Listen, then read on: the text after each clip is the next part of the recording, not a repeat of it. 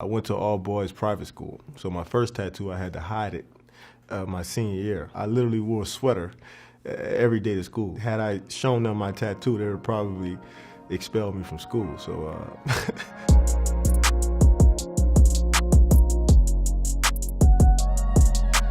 I was about 16, 17. I think it was just kind of one of those impulsive things. I was with my friends one night.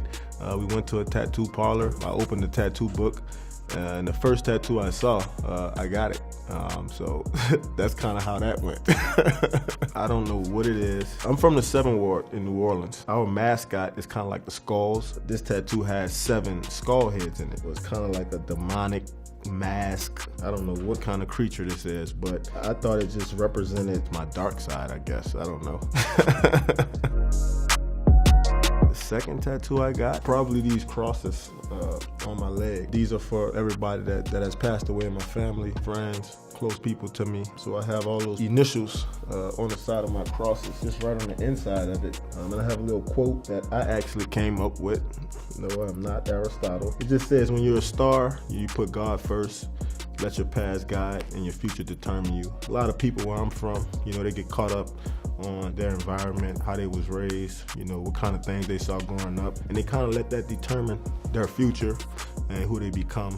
And I never really wanted to, let my circumstances kind of dictate, who I was, who I was going to become in the future. Louisiana is just everything. They mean everything to me. And I think anytime I go back home, it's just so much love, so much genuine support. And so I always keep Louisiana close to me. The next one I got was probably this one. The Jay-Z song actually inspired that tattoo. We reach adulthood and we lose a grasp on, who we were as a kid and what kind of things really made us happy. Just try to keep yourself fresh, experience new things, and don't be scared to meet new people, try different things.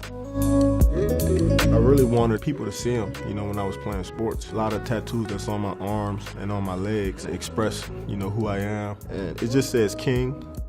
And then I have the world with the crown on it. I think it's just important for us to be the kings and queens of our world. For me, it's just always a constant reminder that, I am the king of my world and I really hold my life in my own hands, and it's nobody else's responsibility, really, but mine. This right here just says, for the family.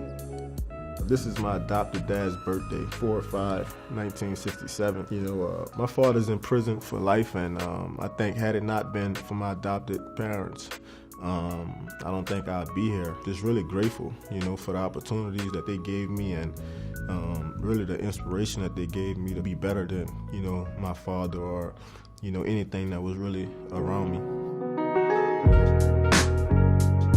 I'm really into different cultures. I love meeting new people from different spaces. So on this arm, I have the Chinese food dog. Most Chinese people have these in front of their house, and it's kind of the symbol of protection. Keep evil away from you. This is my spirit elephant. I kind of think of an elephant as a guide. It also helps me with a lot of patience. This is probably one of my favorite tattoos, actually. Do you believe in spirit animals? I think I am a spirit animal. I mean, I am a honey badger, but... And this one is the Ankh. I think anytime you could read people's spirits and feel people's vibes, ultimately you have the key to life. You're able to navigate through certain spirits and, really put yourself in the best position possible, to be happy. This tattoo right here, these are really for people. On the outside I have Zeus. He just held so much power. And then I have Muhammad Ali, Bruce Lee, and then I have Malcolm X. All 3 of those people really inspired me, on a different level. I think Bruce Lee, I feel like he always knew his opponents. I think that's the most critical thing, to not only understand myself and my game, but to understand who I was going against. I think Muhammad Ali is one of the greatest athletes of all time. He spoke very loudly, but at the end of the day, I think he wanted, better things for not only himself, but for, the people around him. Malcolm X, he spoke about things that wasn't necessarily right in the world. All 4 of those people really helped inspire me on a different level.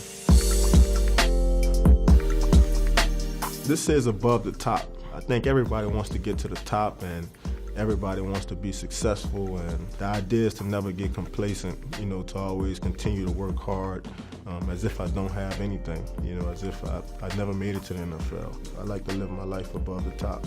This is October 10th, 2012, and this is the day I met my fiance. We met back at LSU, and I was late for a test, and my teacher wouldn't let me in because I forgot my Scantron. She told me to go to the Union Hall to get a Scantron. I'm running to the Union Hall, and I see this pretty girl, and I just completely forgot about my test. And I just stopped in my tracks, you know, got her phone number, and I did go get the Scantron though, and I did pass that class. So I have this one on the back of my leg.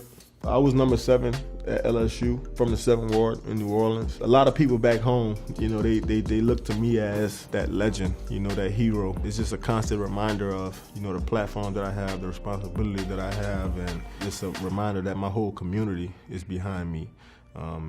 So it's just a constant reminder.